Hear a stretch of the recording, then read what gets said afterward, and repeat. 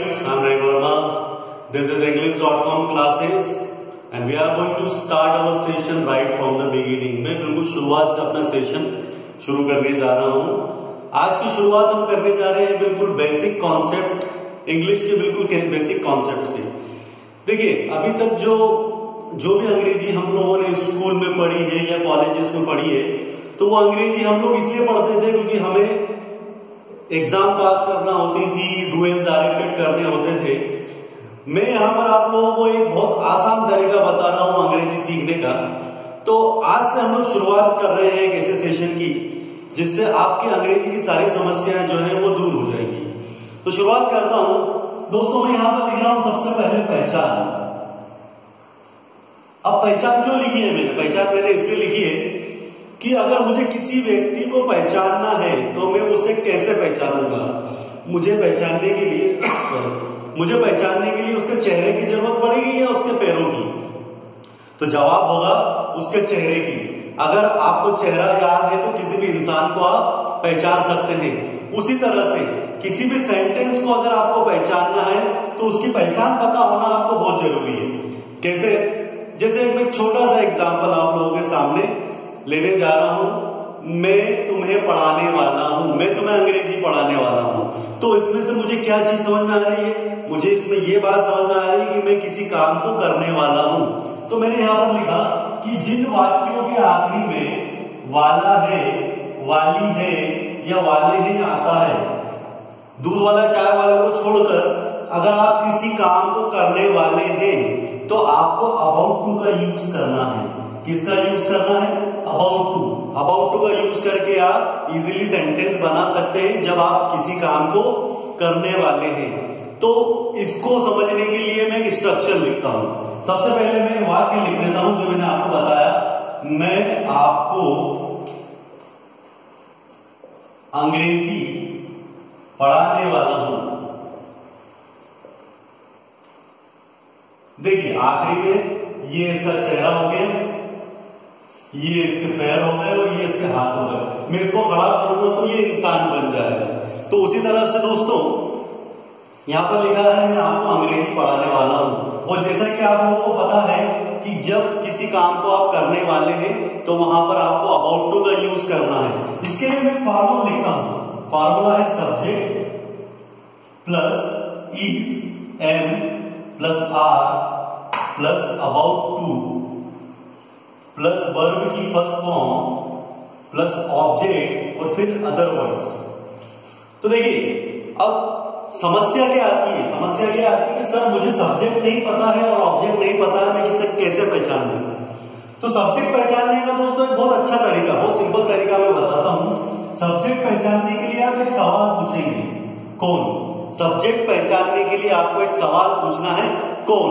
और ऑब्जेक्ट पहचानने के लिए आपको दो सवाल पूछना है. पहला पूछना है किसे और दूसरा पूछना है क्या. पहला किसे और दूसरा क्या. तो क्वेश्चन है मैं आपको अंग्रेजी पढ़ाने वाला हूं, इसको किस तरह से ट्रांसलेट किया जाए. तो देखिए, सब्जेक्ट पहचानना है कौन, तो मैंने यहां पर हाथ रखा और एक सवाल पूछा इसी सेंटेंस से कि कौन आपको अंग्रेजी पढ़ाने वाला है. जवाब आया मैं. मेरी अंग्रेजी आय होती है. आय के साथ में हम एम का यूज करते आ रहे हैं बचपन से. I am.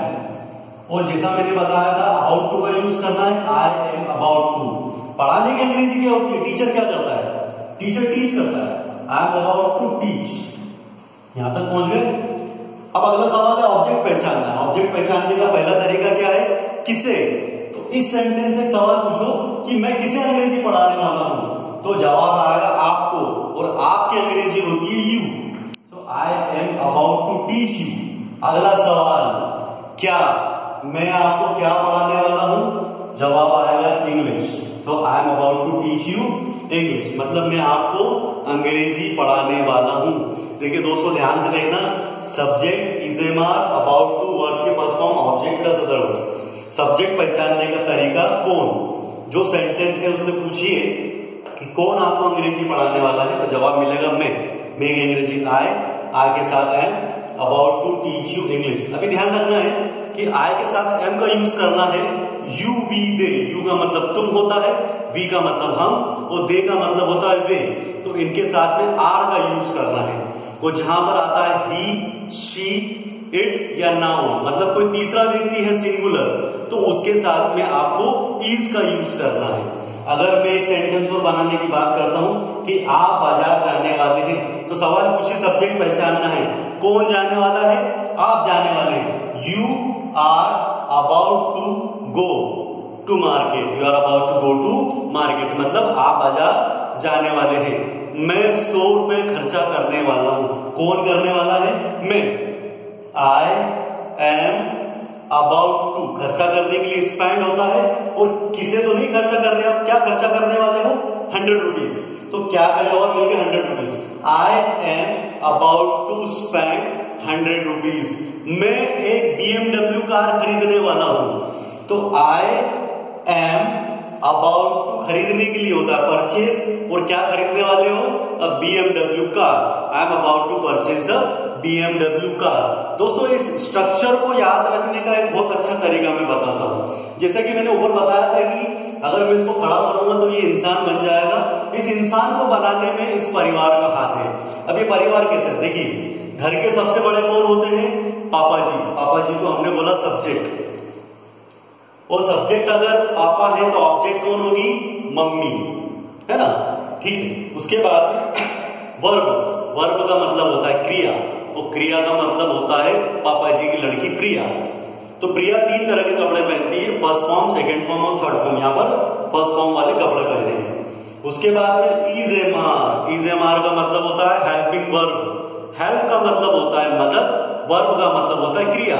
तो जो क्रिया, मतलब क्रिया का मतलब हुआ प्रिया, प्रिया की मदद करे वो प्रिया की सहेली, और अबाउट टू प्रिया के साथ रहता है, मतलब उसका भाई। पापा जी घर में बैठे थे, 3 सहेलियां आई, दरवाजा खटखटाया, दरवाजा खोला, भाई ने। प्रिया आज बड़ी अच्छी लग रही है, उसने पहले वाले कपड़े पहने हैं। प्रिया ने मम्मी को बोला कि कुछ नाश्ता और चाय बना लो, और चाय और नाश्ते सुनकर पड़ोसी भी टपक पड़े, दैट मींस अदर वर्ड्स।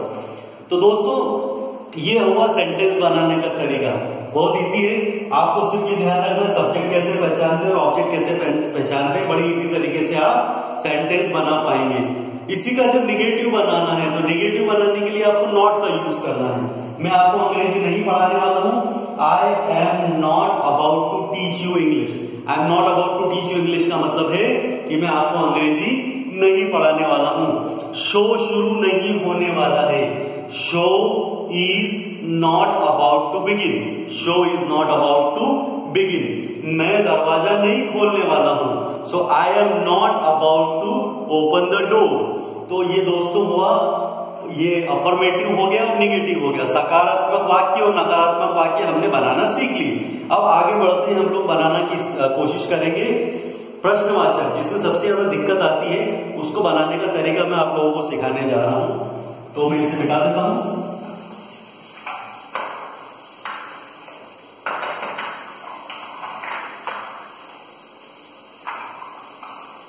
चलिए दोस्तों, तो ये ध्यान रखिए कि अब हम बात करने जा रहे हैं इंट्रोगेटिव्स की। इंट्रोगेटिव का मतलब होता है प्रश्नवाचक। तो दोस्तों 2 तरह के प्रश्नवाचक होते हैं, एक होता है सिंगल इंट्रोगेटिव और दूसरा होता है डबल इंट्रोगेटिव। सिंगल इंट्रोगेटिव का मतलब होता है जिन सवालों के जवाब हमको हाँ या ना में देना है वो सिंगल इंट्रोगेटिव है, और जिन सवालों के जवाब हमको समझाना पड़ते हैं वो डबल इंट्रोगेटिव है। जैसे मैंने आपसे एक सवाल पूछा, क्या आप अंग्रेजी सीखने वाले हैं? तो जवाब हाँ या ना में होगा। और मैंने आपसे ये पूछा कि आप अंग्रेजी क्यों सीखने वाले हैं? तो इसका जवाब आपको एक्सप्लेन करना पड़ेगा। इसके लिए एक बहुत अच्छा तरीका है कि जब आप बनाते हैं इंट्रोगेटिव तो इसमें इज एम आर को आप पहले लिखेंगे, इज एम आर, फिर लिखेंगे सब्जेक्ट, फिर अबाउट टू प्लस वर्ब की फर्स्ट फॉर्म, ऑब्जेक्ट, और आखिरी में वही अदर वर्ड्स।